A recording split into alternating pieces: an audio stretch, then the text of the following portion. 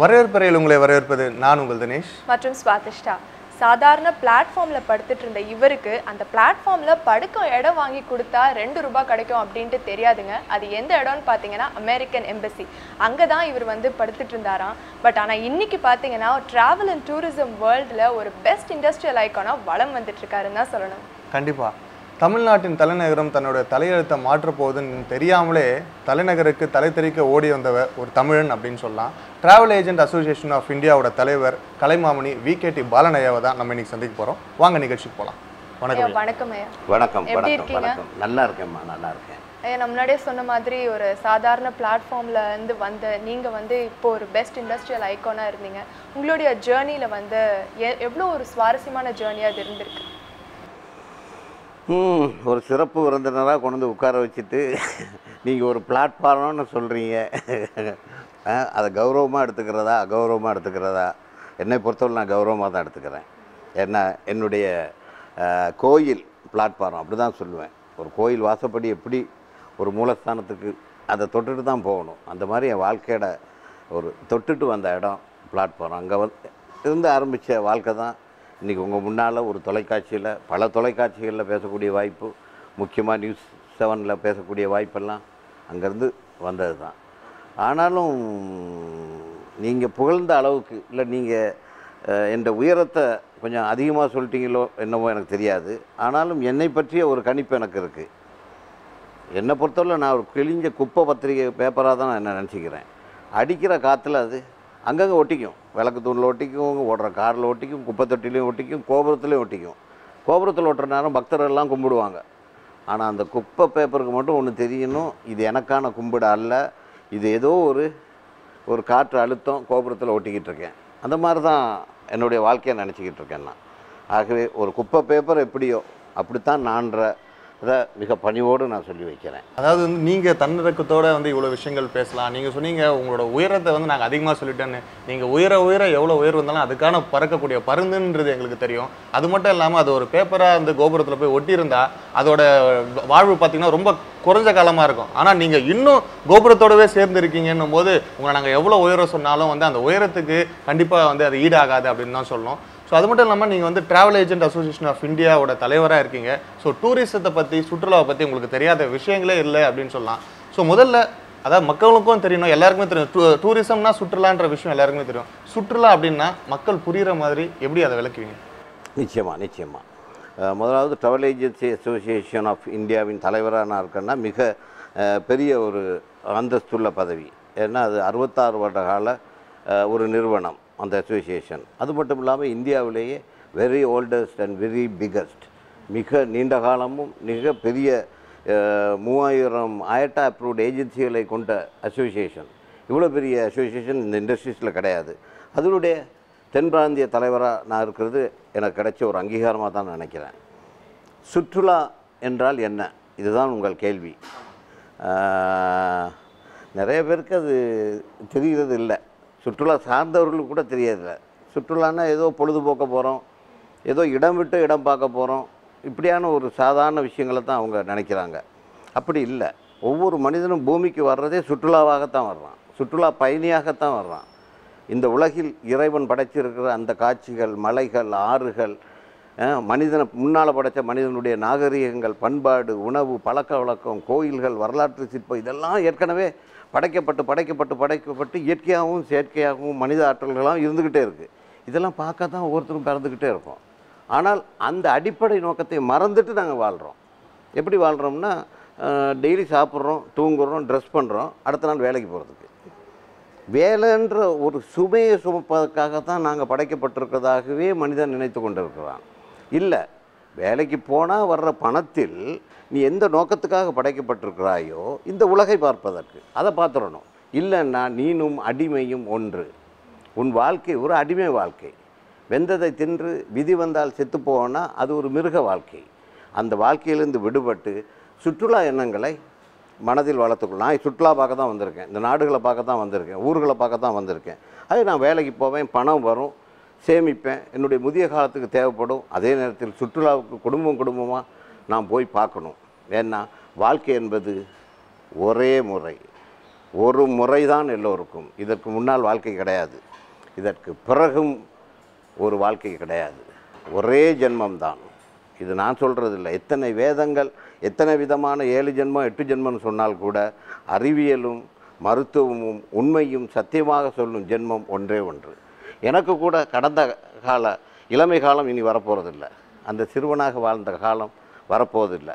ஆகவே இந்த ஒரு ஜென்மத்தில் ஒரு கைலாஷை பார்க்க, ஒரு தாஜ்மஹாலை பார்க்க, ஒரு அமெரிக்காவின் சுதந்திர சிலையை பார்க்க, ஒரு ஈஃபில் டவரை பார்க்க, இன்னும் முடிந்தால் மக்காவை பார்க்க, இது ஒன்று தான் சந்தர்ப்பம். இந்த சந்தர்ப்பத்தை பயன்படுத்திக்கணும். ஆக எல்லா மனிதர்களுடைய வாழ்க்கை திட்டத்தில் சுற்றுலா திட்டத்தை தான் முன்வைக்க வேண்டும். சுற்றுலாவில் இருக்கக்கூடிய பலம் என்னவென்றால், சுற்றுலா செல்லும் குடும்பங்களில் கணவன் மனைவி இடையே விவாகரத்து நடைபெறாது. எங்கே காட்டுங்க, சுற்றுலா போயிட்டு வந்த குடும்பங்களில் விவாகரத்து நடந்திருக்குன்னு? போகாட்டி தான் நடக்கும். அடுத்தது குழந்தைகளுக்கும் பெற்றோர்களுக்குமான ஈடுபாடு அந்த இதுக்கு இருக்கும். அப்போ தான் உண்மையிலே புரிஞ்சுக்குவாங்க. ஒரு பயணம் போகிற நேரம் தான் அவன் பையன் பாட்டு படிப்பான்றதே அப்பனுக்கு தெரியும், புள்ள ஆடுவான்றது அப்போ தான் தெரியும். ஏன்னா அவங்க மெஷின் மாதிரியே தொழிலில் இருந்துட்டாங்க. இவர்களுடைய அந்யோன்யம் என்ன, அந்யோன்ய உணர்வு என்ன, மனைவி என்ன ஆசைப்படுறா, ஓடுற ட்ரெயின்லேருந்து ஒரு பையன் ஆசைப்படுவான், அப்பா எனக்கு அது வேணும் வடை, அப்போ தான் ஓடி போவான். தன் குழந்தைகளுக்கான ஒரு வேலைக்காரனா அவன் எம்டியாக இருந்தால் கூட ஓடி போய் வாங்கி கொடுப்பான். இந்த சின்ன சின்ன சின்ன சின்ன மனித உணர்வுகளின் ஆசைகளை பகிர்ந்து கொள்ளக்கூடிய மிகப்பெரிய வாய்ப்பு சுற்றுலாவில் தான் இருக்குது. இந்த சுற்றுலா போயிட்டு வந்த பிறகு மனைவி 1 வருஷ காலம் அமைதியாக இருப்பான். இந்த தினம் ஊட்டிக்கு போயிட்டு வந்துட்டோம், அடுத்த தடவை கொடைக்கானல். அந்த ஞாபகத்திலேயே அந்த 1 வருஷத்தில் இருக்கக்கூடிய சின்ன சின்ன சின்ன நெருடல்கள், சின்ன சின்ன கஷ்டங்கள், துன்பங்கள்லாம் மறந்தே போவோம். எப்படா அடுத்த டூர் போவோம். ஆகவே ஒவ்வொரு குடும்பமும் சுற்றுலா செல்வது என்பது நோய்க்கு மருந்து குடிப்பதை விட முக்கியம். ஐயா, நிறைய ஃபாரின் ட்ராவலர்ஸ் வந்து இங்கே வந்து நம்ம இந்தியாவை சுற்றி பார்த்துருக்காங்க. நிறைய ஒரு வருஷமும் நம்ம நிறைய அப்ராட்லேருந்து ஆளுங்களை வந்து பார்க்க முடியுது. So as a travel agent நீங்கள் சொல்லுங்கள், அவங்களுக்கு வந்து ஒரு ஃபாரினர்ஸ்க்கு கைட் பண்ணுறது எவ்வளோ ஒரு சிரமமான விஷயமா இருக்கும், இல்லை அவங்களுக்கும் ரொம்ப ஒரு ஈஸியான விஷயமா தான் இருக்குமா நம்ம Indian travellers and foreign travellers compare பண்ணும்போது? ஒன்று கவனிச்சுக்கணும், எப்பயுமே ஏற்றுமதி இறக்குமதி. சுற்றுலாவும் அப்படித்தான். சுற்றுலாவுக்கு இங்கேருந்து நாங்கள் வெளிநாட்டுக்கு போனோம்னா எங்கள் பணத்தை அங்கே கொண்டு போய் கொடுத்து விட்டு வருகிறோம் என்ற அர்த்தம். அது எங்களுக்கு பொருளாதார ரீதியாக லாபம் இல்லை. அறிவார்த்தமாக அல்லது சுற்றுலா போகிறதுனால லாபம்ட்டு போயிடலாம், அவ்வளோதான் கணக்கு. ஆனால் இன்பவுண்ட் டூர், வெளிநாட்டிலிருந்து எவ்வளோ பேர் இங்கே வருகிறார்கள், அவர்கள் பணத்தை கொண்டு வந்து இங்கே தருகிறார்கள் என்றால் அந்நிய செலவாணியை நாங்கள் பெறுகிறோம் என்ற அர்த்தம். ஆக எங்களுடைய நோக்கம் உள்நாட்டு சுற்றுலாவை பெருக்க வேண்டும், வெளிநாட்டினர் இங்கே வர வேண்டும். அதுதான் லாபகரமான ஒரு நாட்டுக்கு வளர்ச்சி தரக்கூடிய சுற்றுலா. அதில் வச்சு அவதானமாக இருக்கணும், அவங்கள இங்கே வரவழைக்கணும் அதிகமாக. அதுக்கு அவங்களும் முயற்சி எடுத்துக்கிட்டு இருக்காங்க. உங்களுக்கு தெரியும், அமெரிக்கா, சுவிஸ், லண்டனுக்கெல்லாம் அவ்வளோ இலகுவாக விசா கிடைக்காது. ஆனால் இப்பொழுது அவர்கள் கூட வந்து சுற்றுலா ரோட் செமினார்லாம் வச்சு எங்கள் நாட்டுக்கு வாங்க, எங்கள் நாட்டுக்கு வாங்கன்னு எங்களை சுற்றுலா பயணிகளாக அவர்கள் அழைக்கிற நிலைமை வந்துட்டு. அந்த அளவுக்கு எங்கள் நாட்டில் பணம் பெற்ற கோடீஸ்வரர்களும் லட்சாதிபதிகளும் பெருகி கொண்டு இருக்கிறார்கள். அந்த நாட்டுக்கு சுற்றுலா போகக்கூடிய ஆள்கள் பெருகிட்டு இருக்கு. அப்போ அவங்க கவனமாக இருக்காங்க, இவங்களாம் அங்கே எடுக்கணும்னா. எங்களுடைய கவனம் எங்கே இருக்கணும்னா அவர்களெல்லாம் இங்கே எடுக்கணும், எங்கள் ஹோட்டல்கள் நிரம்பணும். அப்போ தான் 100 ரூபாய்க்கு 38 ரூபாய் டேக்ஸ் கிடைக்கிது அரசாங்கத்துக்கு, வரி பணம். 100 ரூபாய்க்கு 38 ரூபா ஒரு ஹோட்டல் ரூம் எடுத்தால். அதே மாதிரி அவங்க செலவழிக்கிற ஒவ்வொரு பணத்துலேயும் 100 ரூபாய்க்கு 30 பைசா 40 பைசா பர்சன்டேஜ் படி அரசாங்கத்துக்கு வரிகளாக வரும். அந்த வரிகள் எங்களுக்கு பொருளாதார லாபத்தையும் அந்நிய செலவானையும் ஈட்டித்தரும். ஐயா, அதான் நீங்கள் முதலே சொன்னீங்க, கூகுளில் போட்டு பார்த்தாலே அந்த டூரிசம் அந்த மினிஸ்ட்ரியில் போட்டாலே என்னென்ன விஷயங்கள்னு தெரிஞ்சிடும், அதை பார்த்துக்கலாம் அப்படின்னு சொல்லிட்டு. ஆனால் எல்லா நேரத்துலையும் கூகுளையும் இன்டர்நெட்டையும் நம்ம நாட முடியாது. ஆனால் தமிழ்நாடு உள்ள இருக்க சுற்றுலாத்தலங்கள் என்னென்னு சொல்லிட்டு நீங்கள் ஒரு புத்தகமாகவும் போட்டிருக்கீங்க. அதில் வந்து எல்லா இன்ஃபர்மேஷனும் இருக்கும், அதை நம்ம கொண்டும் போகலாம். ஸோ அது எப்படிப்பட்ட புத்தகம்? அது மட்டும் இல்லாமல் வந்து சிறந்த சுற்றுலாத்தலம், ஏன்னா நீங்கள் நிறைய சுற்றுலாத்தலம் போயிருப்பீங்க, அதில் சிறந்ததாக நீங்கள் ஃபீல் பண்ண சுற்றுலாத்தலம் என்னென்னு சொல்லுங்கள். எனக்கு அடிப்படையில் படிப்பு கம்மி, 8ஆம் வகுப்பை என்னால் தாண்ட முடியலை. ஆங்கிலம் எனக்கு சுட்டு போட்டாலும் வராது. இந்த துறையில் நான் பெற்றிருக்கக்கூடிய அங்கீகாரங்கள், ஆயட்டா அங்கீகாரம், டிபார்ட்மெண்ட் ஆஃப் டூரிஸ்ட் அங்கீகாரம், foreign exchange, money transfer, wastage, எல்லா அங்கீகாரமும் எங்கள் நிறுவனம் பெற்றிருக்கிறது. 365 நாளும் 24 மணி நேரம் சேவை செய்யக்கூடிய ஒரே நிறுவனம் எங்கள் நிறுவனம் தமிழ்நாட்டில். இவ்வளவு இருக்குது. இவ்வாறான நிறுவனங்களை நடத்துபவர்கள் கோட் சூட் டை போட்டு தான் இருக்கணும், விதி. நான் படிப்பறிவு இல்லாத காரணத்தினாலே எனது வேஷ்டி ஷர்ட்டோட இருந்து பழகிட்டேன். இதுதான் எனக்குள்ள நிலைமை. ஆனாலும் எனக்கு ஒரு வெறி, இந்த துறையில் இன்னும் சாதிக்க வேண்டும் என்பதில் தான் மதுரா வெல்கம் என்று ஒரு ஆங்கிலத்தில் புத்தகத்தை போட ஆரம்பித்தேன். இன்றைக்கி 17 வருஷம். அந்த புத்தகம் இன்றைக்கி பெரிய அளவில் ரீச் ஆகிட்டு, பெரிய அளவு அதில் இல்லாத தகவல்கள் இல்லை. ஒரு சுற்றுலா பயணி தமிழகத்துக்கு வந்தால் எதை பார்க்க வேண்டும், என்னென்ன அவனுக்கு தேவை, எங்கெங்கே சாப்பாடு கிடைக்கும், என்னென்ன சாப்பாடு கிடைக்கும், எங்கே தங்கலாம், எங்கெங்கே போகலாம், எங்கெங்கே போகக்கூடாது, எந்தெந்த பஸ்ஸு, என்ன டைமிங், எங்கெங்கே எம்பசி இருக்குது, விசா ஃபார்ம், அவ்வளவும் அடங்கிய ஒரு பைபிள். இந்த பைபிளை கொடுக்கக்கூடிய ஒரு தகுதியை இறைவன் எனக்கு ஆசீர்வதிச்சிருக்கான். அது ஒன்று. ரெண்டாவது, நல்லா கேட்டீங்க, என்னுடைய அனுபவத்தில் பிடித்த சுற்றுலாத்தலம். நான் பல நாடுகளுக்கும் பல சுற்றுலாத்தலம் பார்க்கக்கூடிய வாய்ப்புகள் எனக்கு ஈஸி. என் ஊரிலிருந்து வித்தவுட் டிக்கெட்டில் தான் நான் வந்தேன். அதை பற்றி எனக்கு கவலை இல்லை. ஆனால் இன்றைக்கி நான் வித்தவுட் டிக்கெட்டில் தான் போகிறேன். இப்போ எனக்கு டிக்கெட் இல்லை. ஆனால் எங்கன்னா எல்லா விமானங்களிலும் எனக்கு இலவச டிக்கெட். எல்லா உள்ளூர் விமானமாக இருக்கட்டும், வெளிநாட்டு விமானமாக இருக்கட்டும். ஏன்னா அவ்வளோ விமானங்களிலும் டிக்கெட்டு ஸ்டாக்கிஸ்டாக இருக்க காரணத்தினால எந்த விமானத்தில் நான் போனாலும் எனக்கு பணம் இல்லை. பணம் இலவசமாகவே போகலாம். பாருங்கள், ஆரம்பமும் இலவசம், இப்போயும் இலவசம். அதனால் எல்லா இடங்களும் பார்த்ததில்ல. எனக்கு எப்பயுமே நான் சொல்லுவேன், இந்தியர்கள் அல்லது தமிழர்களின் முதல் இடமாக அவர்கள் தெரிவு செய்ய வேண்டிய இடம் அந்தமான்.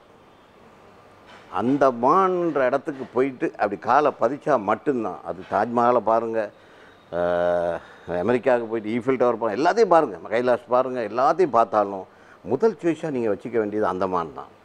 சிங்கப்பூர், மலேசியா எல்லாத்தையும் விட. ஏன்னா அந்தமான் மண்ணை மிதித்தால் மட்டும்தான், அதையும் தாண்டி அப்படியே அந்த செல்லுலர் ஜெயில், அங்கே போய் உள்ளே நுழைஞ்சோடனே அங்கே உள்ள அந்த ஜெயில் பார்த்தோன்னே உடம்பெல்லாம் சிலிர்க்கும்.